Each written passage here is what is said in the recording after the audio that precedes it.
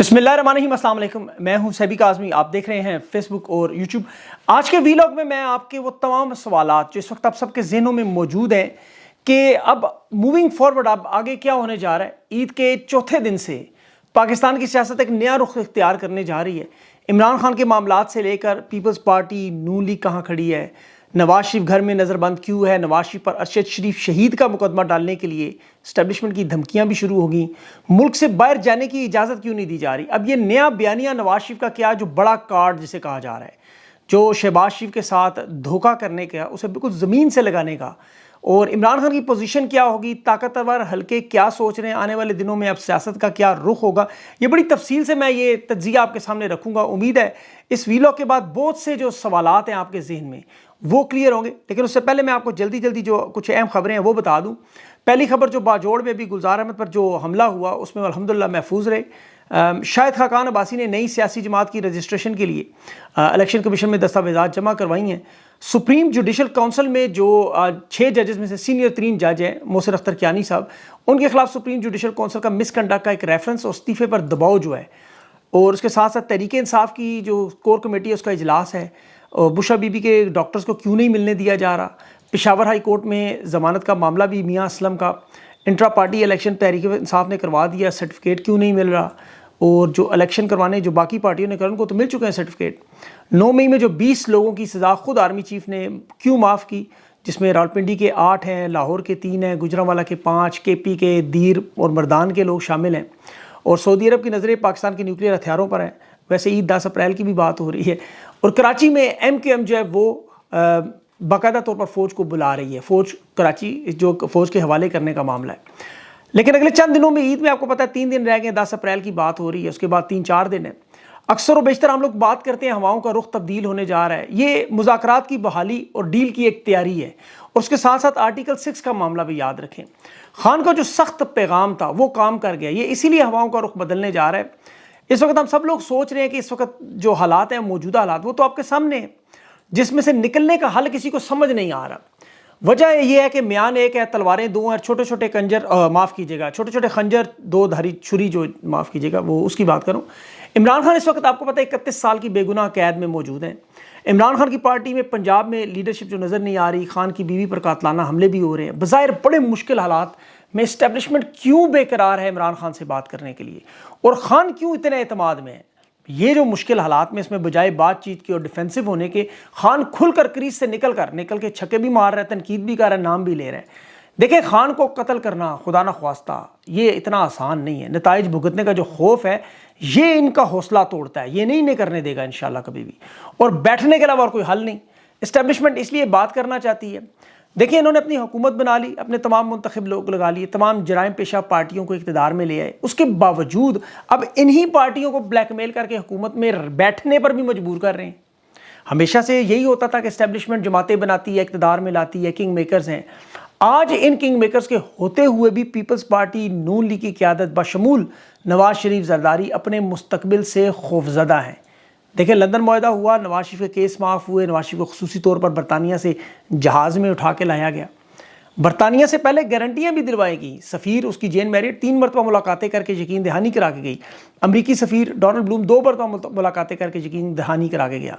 नवाज शरीफ के इश्तहारात छापे, इन्होंने मुहिम चलाई कि जी हमारा आने वाला वज़ीर आज़म।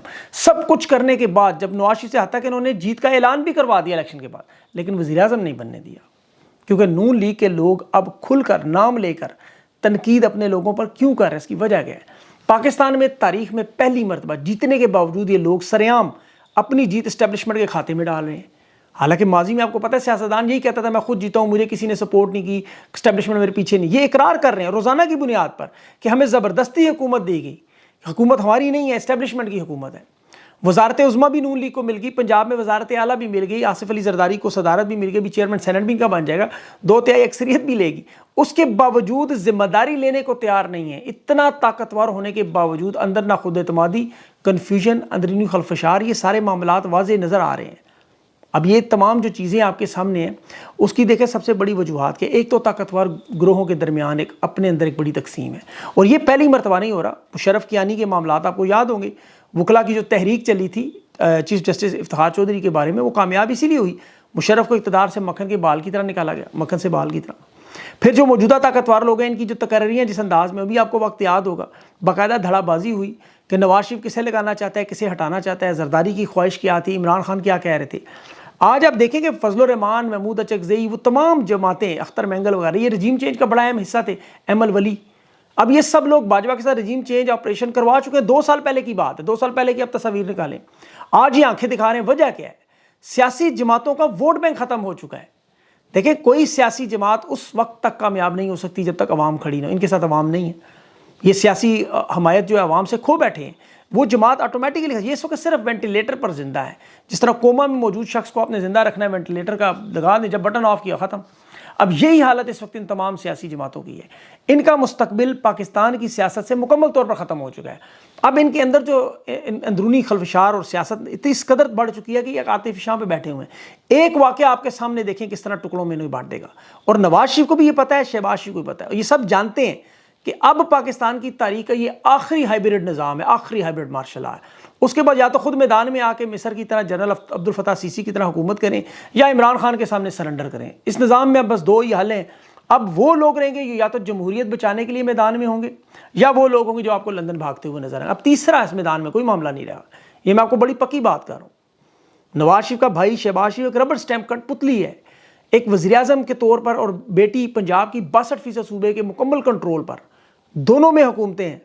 अब ये अवाम को कैसे मोबिलाइज करेंगे जिसका ये सोच रहे हैं। देखिए, इनके पास तो बयानिया नहीं है। तहरीके, जो भी सियासी जमात है, तहरीक इंसाफ है, कोई भी, जब अवाम के पास जाए बयानिया लेके जाते हैं। बयानिया या तो पाकिस्तान में हमदर्दी का वोट, मजलूमियत का वोट, स्टैब्लिशमेंट की मुखालफत का वोट, या फिर उस हुक्मरान की ज़ाती मकबूलियत। नवाज शरीफ के पास में से सब में से कुछ भी नहीं है। आज ये मजलूम तो है नहीं, ये हुक्मरान है। ज़ालिमों में मजलूम तो नहीं, ज़ालिमों बल्कि शामिल हैं। हमदर्दी अवाम इनके साथ कर नहीं सकती। स्टैब्लिशमेंट की मुखालफत अब ये अफोर्ड कर नहीं सकते, क्योंकि इसी इस्टेब्लिशमेंट के बलबूते पर और इंटरनेशनल इस्टेब्लिश की मदद से ये लोग इक़्तिदार में आए हैं। इन्होंने अवाम के पास जाना है, ये मुमकिन ही नहीं। तो ये कर कह सकते हैं 2 चीज़ें। अगर ये अवाम के पास जाएं, उन्हें बताएं कि हम लोग इलेक्शन हार गए थे, हमें ज़बरदस्ती इलेक्शन में लाया गया, और उसकी वजह भी बताएं, या फिर ये इमरान खान के पास जाके माफ़ी मांग के अपने गुनाहों का एतराफ़ करके अपनी बची कुची सियासत बचा लें। इनके पास भी तीसरा कोई हल नहीं है। ये जुल्म और जबर का हिस्सा बन चुके हैं। अब या तो जालिम बन के जितना वक्त गुजार सकते हैं गुजार लें, उसके बाद भाग जाएं। ये नवाज शरीफ, राना सनाउल्लाह, जावेद लतीफ़, ये ज़ुबैर उमर जैसी एंटी स्टैब्लिशमेंट बयानी है, ये टेस्ट कर रहे हैं, जैसे कहते हैं टेस्टिंग वाटर। ये इन माहौल को, इन हालात को टेस्ट करके देख रहे हैं कि एंटी स्टैब्लिशमेंट बयानिया कामयाब होता है या नहीं। क्योंकि माजी में नवाज शरीफ की सियासत देखें तो 3 मरतबा इसने कोशिश की यही एंटी स्टैब्लिशमेंट, और चौथी मरतबा भी यही वारदात कर रहे हैं कि हमें सियासी शहादत मिल जाए, हम इस्टेब्लिशमेंट के साथ पंजा आजमाई करें। अब उसमें पहली इन्होंने कोशिश मरियम नवाज और मोहसिन नकवी की जो लड़ाई चल रही है जी इस्लामाबाद की तैनाती से, उसमें अब इजाफा होगा। माजी में नवाज शरीफ की दोनों जनरलों के साथ, जो आर्मी चीफ्स के साथ जो तैनाती के मामले पर इख्तलाफात हुए, वो नवाज शरीफ के इक़्तिदार का खात्मा बने। अब नवाज शरीफ को ये फ़ायदा उससे ही हुआ कि सियासी शहीद बन गया। फिर 90 की दहाई में अब चूँकि काम करते रहे, इनकी ट्रेनिंग वो है, अब ये तीसरी चौथी कोशिश भी करेंगे, 5वीं भी होगी, इनको आता ही सिर्फ वो है। स्टैब्लिशमेंट के खिलाफ खड़ा होने के लिए देखें उन्होंने बाकायदा तौर पर वीडियो बनाई। शहबाज शरीफ को जब वोट डालते वक्त नवाज शरीफ ने जो खुल के बात की कि मैं तुम्हें वोट तो डाल रहा हूँ, मेरा दिल बड़ा बोझल है, मतलब नहीं डालना चाहता वोट तुम्हें, वो वोट फिर भी डाल रहा हूँ। उसका फिर इंजाम क्या हुआ? शहबाज शरीफ ने अपने भाई को, खुद नवाज शरीफ को, ज़िंदगी में पहली मरतबा रमज़ान के आखिरी अशरे में सऊदी अरब नहीं जाने दिया, घर में नज़र बंद करवा दिया। क्योंकि इन्हें ख़तरा था ये, अगर वहाँ सऊदी अरब गया, वहाँ से लंदन भाग गया, तो फिर जाके वो बयानात देगा, सारे मामलात खोल देगा, ये सारे मामलात ख़राब हो गए, वापस ही नहीं आएगा फिर। और इनकी हुकूमत जो है वो भी लंगड़ी लूली है। अब इस्टेब्लिशमेंट की सबसे बड़ी मजबूरी ये है कि इनके दरमियान और अवाम के दरमियान एक तलाक हो चुकी है, जिसका हल सिर्फ हलाला है। एक तरफ तो अवाम के सामने एक इमेज था, आपको पता है 76 साल से अवाम साथ थी। आप माजी उठा के देखें, मुल्क में जब भी मार्शल लॉ लगा, मिठाइयाँ बांटी गई, लोग खुश हुए, जिसको भी निकाला गया, लोगों ने हमेशा एस्टेब्लिशमेंट का साथ दिया। ये पाकिस्तान की तारीख में पहली मरतबा 2 साल पहले, ठीक 2 साल पहले 8 अप्रैल 2022 की रात आपको याद होगी, अवाम ने निकल कर ये जाहिर कर दिया वो खान को निकालने पे खुश नहीं है, नाराज़ है, मिसकैलकुलेशन है आपकी। फिर इमरान खान की जो मकबूलियत है, और तहरीक इंसाफ की बल्कि मकबूलियत में भी इजाफा हुआ, खंबे भी इलेक्शन जीत कर आ गए असेंबलियों में। अब तहरीक इंसाफ सिंगल हैंडेड आज भी कौमी असेंबली और सेनेट में सबसे बड़ी जमात के तौर पर सामने है। ये फॉर्म 47 की मदद से इन्होंने रोका हुआ फिलहाल, लेकिन अभी भी 42 से ज़ायद इनकी नशिस्तों के केसेस जो ट्रिब्यूनल में लगे हुए हैं। अगर ये कुछ भी ना करें, ये नशिस्तों का फैसला तहरीक इंसाफ को मिलता है, तो वो सबसे बड़ी जमात है, बगैर वो बाकी मैंडेट की बात की है। अब अवाम में जो मकबूलियत है वो भी आप जानते हैं। अब इस मकबूलियत को ये ईद के बाद सड़कों में एहतजाज की सूरत में अवाम में कन्वर्ट करेंगे। मजलूमियत मकबूलियत इकट्ठी है, तो जल्द या बदीर ये फिर आपको कामयाब होते नजर आएंगे। अब चूंकि ये अल्लाह का असूल है, देखें ज़बरदस्ती की शादी जिस तरह नहीं चल सकती, जबर से आप दीन में दाखिल नहीं कर सकते। अब चंद लोगों को बेवकूफ़ बना सकते हैं, लेकिन 24 करोड़ लोग मानने को तैयार नहीं हैं। और उसकी भी बहुत बड़ी वजह दलील है मुआशी हालात। देखिए, अगर तो मुल्क में इस वक्त खुशहाली होती, जो सऊदी अरब में अभी ये कोशिश कर रहे हैं कि 5 अरब डॉलर मिल जाएं, जिसमें बुरी तरह नाकामी हो चुकी है, जो खबरें आ गई हैं। लेकिन जिस तरह बाजवा साहब की कैलकुलेशन थी कि खान को निकालूंगा 2 साल बाद तो डॉलरों की बरसात हो जाएगी, मुआशी हालात ठीक होंगे, लोग भूल जाएंगे, ऐसा हुआ नहीं, बल्कि हालात जो हैं वो 90 डिग्री उल्टा तबाह बर्बाद हो गए। अब नून लीग के पास भी कुछ बचा नहीं सिवाय 9 मई के बयानिए के। सऊदी अरब उन्हें पैसे देने पर तैयार भी नहीं। अगर वो पैसे देंगे भी तो एक ही शर्त है, हथियार हमें दे दें, एटमी हथियार। वो दुनिया में अलग मसला बन जाएगा और वो इतना काम आसान भी नहीं है। अब खजूरें तो वो दे देंगे सदके की, कुछ इनको तहाइफ भी दे देंगे, लेकिन कर्ज नहीं दे सकते, कोई वापस नहीं आएगा, वो डेड इन्वेस्टमेंट है, मदद नहीं कर सकते। IMF की शराइत जो है वो भी आगे ऐसी है कि मुल्क चलने का मामला नज़र ही नहीं आता कहीं। अगले दिनों में डॉलर, पेट्रोल, बिजली, गैस तवानाई और ये बढ़ती हुई महंगाई जो तूफान लाएगी, और जून के बाद तो वो 4 गुना और बढ़ जाएगा इसमें। और उसमें आपको सबसे बड़ी जो तब्दीली इन हालात में नजर आएगी उस दौरान अमेरिका के इलेक्शन।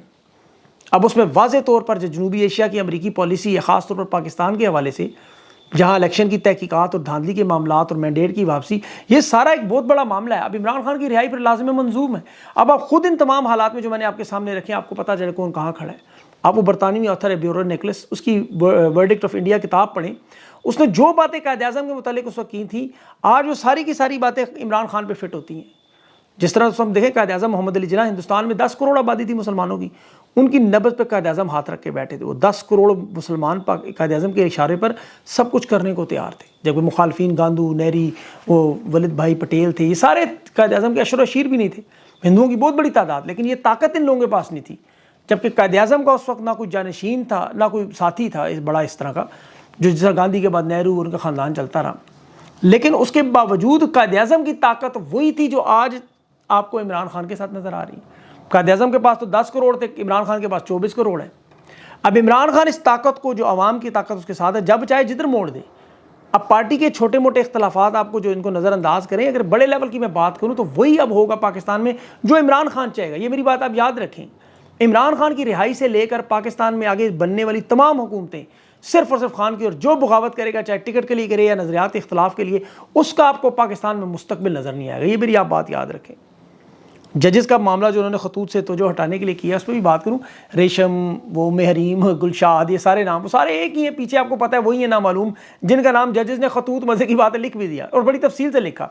इन्होंने कहा जी वहाँ कैमरे नहीं है, लेकिन फोरेंसिक रिपोर्ट आ गई, हैंड राइटिंग सब कुछ मैच कर गया कि लिखने वाला एक ही है, वही है जो कर रहे हैं। अब काजी फायज़ अगर इस पर वारदात करेगा जैसे जस्टिस मोहसिन अख्तर कियानी के साथ, तो फिर ये मामला आर्टिकल 6 की तरफ ही जाएंगे। इस वक्त देखें, जो जिद है, अना है, उसमें से निकल कर अपनी बका की जंग के लिए सबको पहले हथियार डालने होंगे, टेबल पर आने के लिए, मामलात को हल करने के लिए। ये जो तरीका मैंने बताया, माफ़ी तलाफ़ी, उसके बाद खान आपको दोबारा एक बड़ी ताकत से, जो जंग खान 2 साल से पाकिस्तान की सालमियत की लड़ है, वो फिर आपको इख्तिताम की तरफ जाती हुई नजर आएगी। और यही होता है आम तो हवाओं का रुख ऐसे ही बदलता है ना। जो लोग पतंगबाजी करते हैं या हवाओं में चीज़ें देखते हैं, उन्हें पता है कि हवा का रुख जब बदलता है तो किस तरह सारे मामलात उस तरफ जाते हैं। तो ये हवाओं का रुख जो है, इसके पीछे बहुत सारे तगय्युरात हैं। ये जो मैंने आपको सारी तफसील बताई, ये वो सारे अवामिल हैं जो इस मौसम के, जो सियासी मौसम है, इसकी तब्दीली के लिए अनासर हैं और बड़े अहम अनासर हैं। इन तब्दीली की बुनियाद पर, जो कि बैरूनी भी हैं और अंदरूनी भी हैं, और उसमें आपको मैंने सबसे अहम नुक्ता मईशत भी बताई, इनकी सियासी अबतरी भी बताई, पार्टियों के इख्तलाफात भी बताए, फिर अमरीकी इलेक्शन का भी जिक्र किया। इस तमाम चीज़ें उसमें ऐड होती हैं। फिर नवाज शरीफ जो इस वक्त बड़ा किरदार अदा करेगा इन्हें गिराने के लिए, मेरी बात आप ज़हन में रखिएगा। तो ये सारे मामलात उसी तरफ जाएंगे। अब इन चीज़ों में थोड़ा वक्त लगता है। देखिए, खान की हुकूमत गिराने में भी 2019 में इन लोगों ने वारदात शुरू कर दी थी। 2019 में खान की हुकूमत गिरी, कब जाके 2022 में। अब उस वक्त बीच में कोविड आया, बहुत सारी चीज़ें आई, खान की वो मैनेजमेंट अच्छी हो गई, चीज़ें बच गई।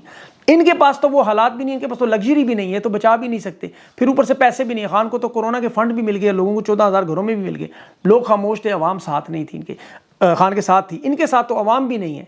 तो इनके सारे अवामिल इनके इस वक्त मुखालिफ में जा रहे हैं। ये बेशक बज़ाहिर आपको सारे ओहदे बांटते हुए नजर आए, लेकिन असल में ताकत नहीं है। ये अंदर से, जिस तरह वो कहते हैं ना, अंदर से खोखला वजूद है बिल्कुल। हमारे जितनी मर्जी बड़ी करते हैं, बुनियादें नीचे है नहीं, एक झटका लगना है वो सब कुछ धड़ाम से गिर जाना है। अब मसला सिर्फ ये है कि उस गिरने में वो इमारत नीचे बहुत सारे लोग हैं, वो बेचारे इसकी जद में ना आ जाए। बस उससे अल्लाह ताला महफूज रखे और पाकिस्तान को उन चीज़ों से बचाए। अपना खास ख्याल रखें। मुझे अगले इंटरव्यू तक के लिए इजाज़त दें। अल्लाह हाफिज़।